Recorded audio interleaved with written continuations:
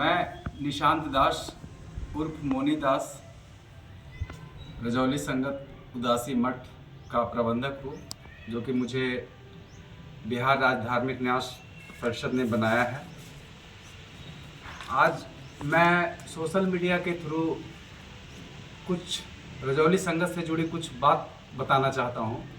बहुत सारे लोगों के मन में चल रहा होगा कि आखिर ये रजौली संगत में चल क्या रहा है। आखिर 5-6 साल से ये सिख धर्म के लोग यहाँ पे आके जिस तरह से हरकत कर रहे हैं, तो लोगों के मन में बहुत सारी बातें चल रही है कि आखिर क्या है। तो अभी तक इसीलिए मैं सोचा कि चलो आज सोशल मीडिया के थ्रू मैं लोगों के द्वारा लोगों के पास कुछ बातें पहुँचाऊँ। उनके मन में भी चल रहा है कि आखिर ये मुद्दा चल क्या रहा है, लड़ाई किस चीज़ की है, लोग अभी तक समझ नहीं पा रहे थे। तो इसीलिए हम कुछ बात बताना चाह रहे हैं। ये रजौली संगत जो है उदासीन संप्रदाय की संगत है और ये एक सार्वजनिक मठ है। इसमें ये नहीं कह रहे हैं कि ये हमारी बपौती है, ये सार्वजनिक मठ है। और रजौली के जितने भी सारे जनता हैं, विश्व हिंदू परिषद हैं, बजरंग दल हैं, इन सब से हमारी प्रार्थना है कि आप लोग आए और मिलकर सहयोग करें। अभी तक ये लड़ाई हम अकेले लड़ रहे हैं, मगर हम इसके हिसाब से कहना चाह रहे हैं कि आखिर ये लड़ाई कहाँ तक पहुँची है, क्या हुआ है। लोगों के मन में बहुत सारी भावनाएं चल रही हैं। बहुत सारे लोग कहते हैं ये अब तो सिख का हो गया, अब कब्जा हो गया। तो धीरे धीरे जिस तरह से यहाँ सिख पंथ के लोग कब्जा करने का प्रयास कर रहे हैं, हम बता दें कि अभी तक ये लड़ाई हमारी जो भी है सिख पंथ से हमारे उदासीन संप्रदाय का कोई मतलब नहीं है, कोई वास्ता है ही नहीं। अभी सिख धर्म के लोगों ने कॉलेज के पास जो ज़मीन है जिसमें बाउंड्री वाल किया था उन्होंने, तो मोटेशन के लिए इन्होंने दिया था कि गुरुद्वारा प्रबंधक के नाम से इस ज़मीन को चढ़ाया जाए, जो कि ये रजौली संगत की ज़मीन है। खतियान है, ये खतियान है। महंत श्री कृष्ण बख्श दास चेला श्री महंत गोपाल बख्श दास के नाम से ये खतियान है। इसमें सिख धर्म का कोई वास्ता नहीं है।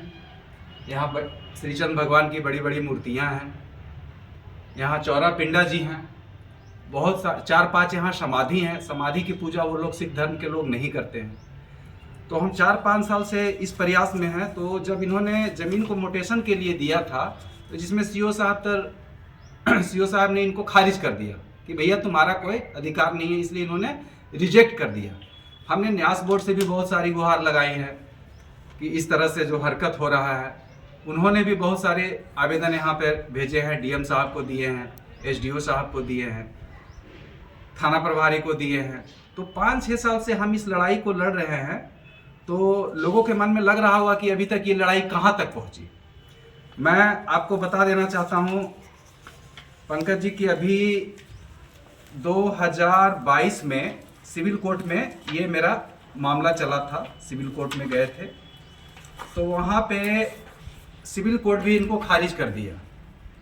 सिविल कोर्ट खारिज कर दिया कि, और उन्होंने कहा कि भैया तुम्हारा कोई अधिकार नहीं है, ये उदासीन संप्रदाय की मठ है, ये तुम्हारा कोई अधिकार नहीं है।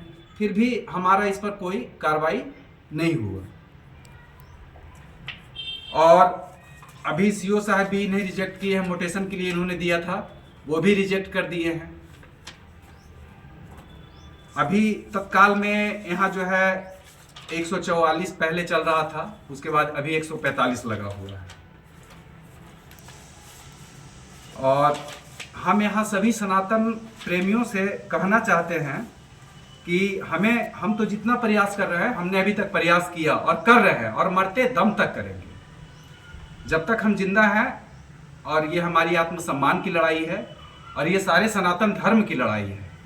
और हम चाह रहे हैं कि सारे पब्लिक रजौली के जितने भी ग्रामीण हैं, एक बार सभी लोग मिलके हम लोग डीएम साहब के पास चले और उनसे प्रार्थना करके उनको यहाँ बुलाएं और उनको भौतिक निरीक्षण करवाया जाए। भौतिक निरीक्षण करवाया जाए ताकि इससे मामला जो है दूध का दूध और पानी का पानी हो सके।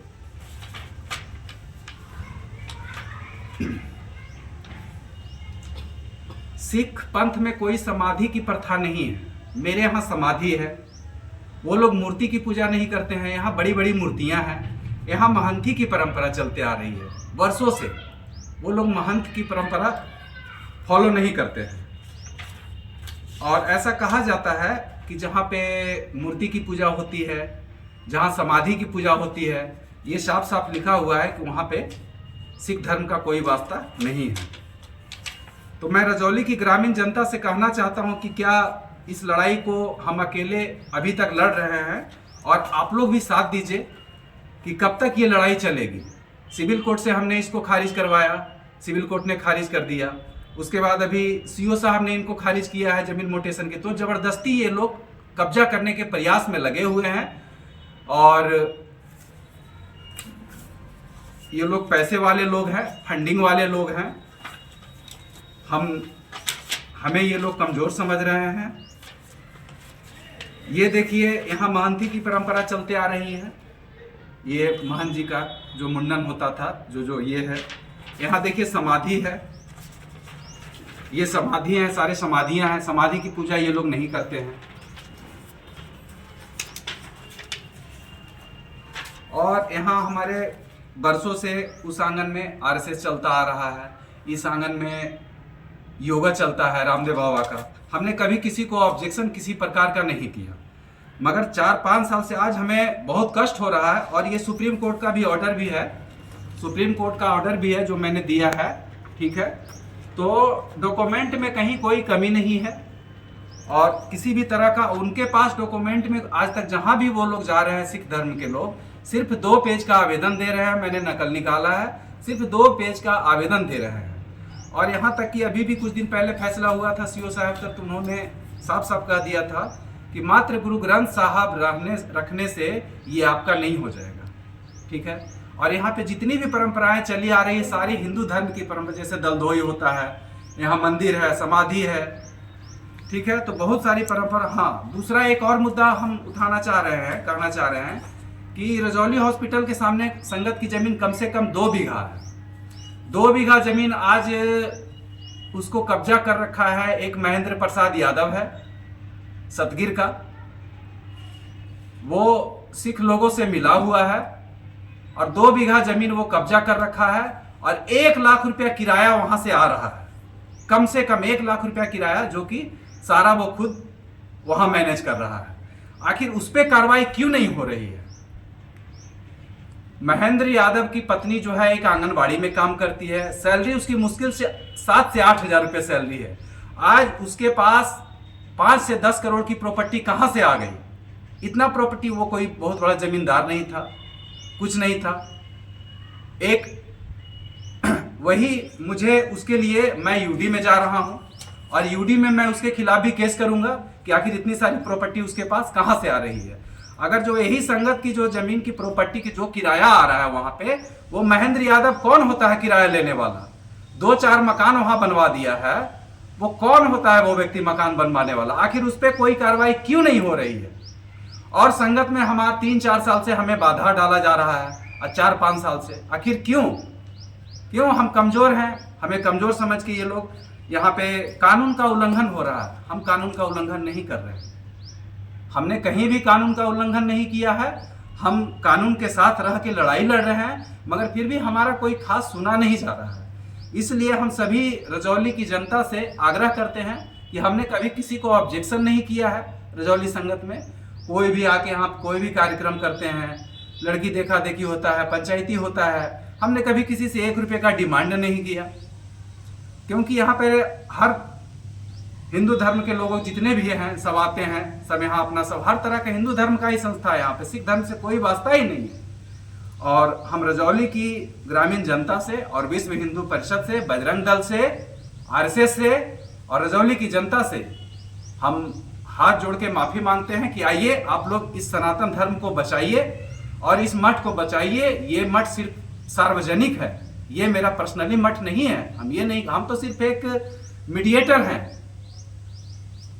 बिहार राज्य धार्मिक न्यास परिषद ने जो हमें बनाया है यहाँ का प्रबंधक, बस उसके हिसाब से हम यहाँ का देख रेख के लिए और इसको डेवलप के लिए आइए आप लोग हम लोगों के साथ जुड़िए। और हम चाह रहे हैं कि यहाँ के जितने भी एक दिन बाजार बंद करके हमारे जितने भी ग्रामीण हैं यहाँ से हम लोग डीएम साहब के पास चले और शांति ढंग से उनसे बात करें और डीएम साहब को यहाँ पे लाया जाए कि आखिर ये कब तक चलेगा। सिविल कोर्ट से खारिज करवा दिए हैं। सीओ साहब अभी इसको खारिज कर दिए हैं। सुप्रीम कोर्ट का ऑर्डर है, न्यास बोर्ड का बहुत सारा ऑर्डर है, खतियान है। और ये महेंद्र प्रसाद यादव होता है कौन? आज वो 1 लाख किराया उठा रहा है वहां का जमीन का, है? इतना सारा, आखिर उसकी एक पत्नी आंगनबाड़ी में है और 8 से 10 हज़ार उसकी सैलरी है, 7 से 8 हज़ार रुपया, और इतनी प्रॉपर्टी वो कहां से बना लिया है? तो हमें ही क्यों परेशान किया जा रहा है? सिर्फ हमें क्यों नहीं न्याय मिल रहा है? तो इसीलिए आज हम जो है सोशल मीडिया के थ्रू आप लोगों को बताना चाह रहे हैं कि बहुत सारे मुद्दाएं हैं इसमें, और यहाँ ग्रामीण जनता लोग आए और हमने हर जगह आवेदन दिया। आज में हम 5-6 साल से डीएम साहब को, एसपी साहब को, डीएसपी साहब को, अनुमंडल पदाधिकारी को, मगर भैया हमारा ये कहना है, क्या कोर्ट, सिविल कोर्ट को कानून नहीं माना जाता है? कोर्ट को कानून नहीं मानते हैं क्या हम लोग? जब ये खारिज कर दिया है, ये खारिज किया हुआ है सिविल कोर्ट के द्वारा, तो फिर क्यों इसको रखा जा रहा है? आखिर ऐसा क्यों? हम ट्रिब्यूनल कोर्ट में भी गए हुए हैं, वहां से भी सुनवाई होगी, बहुत जल्दी सुनवाई होगी। और हम चाह रहे हैं कि रजौली संगत की जो संपत्ति है वो भी बिहार सरकार के खाते में आती है हॉस्पिटल के सामने, तो उस पर भी 144, 145 लगाया जाए और उस पर जल्द से जल्द कार्रवाई किया जाए। और जो भी वहां का किराया आ रहा है, जो अभी महेंद्र प्रसाद यादव किराया उठा रहा है, और उसका एक भाई है जयराम यादव, वो लोग जो किराया वो कौन होता है भैया किराया उठाने वाला? ठीक है, किराया हमें ना मिले, कम से कम वो एसडीओ साहब के पास तो जाए, वो अध्यक्ष हैं, उनके पास तो जाए, उनके द्वारा कम से कम तो कुछ यहाँ का भलाई हो।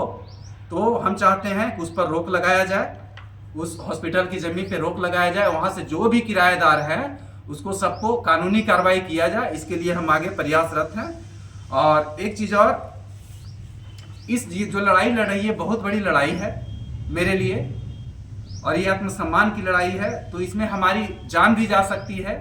इसके लिए हमने एक इन्फॉर्मेटरी डाल रखा है सिविल कोर्ट में, किसी भी समय मेरी हत्या भी हो सकती है, इसलिए मैंने महेंद्र प्रसाद यादव सतगिर पिता और जयराम प्रसाद यादव ग्राम सतगिर और तिलैया ग्राम के बॉबी सिंह, मैंने 3 का नाम डाल रखा है। सिविल कोर्ट में इन्फॉर्मेटरी दिया हूं कि अगर जो मेरे साथ किसी तरह का घटना होता है, मेरी हत्या भी हो सकती है, तो इसके जिम्मेदार ये 3 लोग होंगे। तिलैया के हैं एक बॉबी सिंह, एक महेंद्र प्रसाद यादव है और एक जयराम यादव है, महेंद्र प्रसाद का भाई। ये इन्फॉर्मेटरी हम डाल रखे हैं। कल के डेट में अगर जो मेरे साथ कुछ हादसा होता है तो भैया इसीलिए मैंने अपने सुरक्षा के लिए इन्फॉर्मेटरी डाल रखा है। और हम ग्रामीण जनता से अनुरोध कर रहे हैं कि आइए आप लोग इस लड़ाई को मिलकर हम लोग लड़े और आप लोग हमारा साथ दीजिए, क्योंकि एक सनातन धर्म का संस्था है। कल के डेट में आज तक मैंने किसी को ऑब्जेक्शन नहीं किया।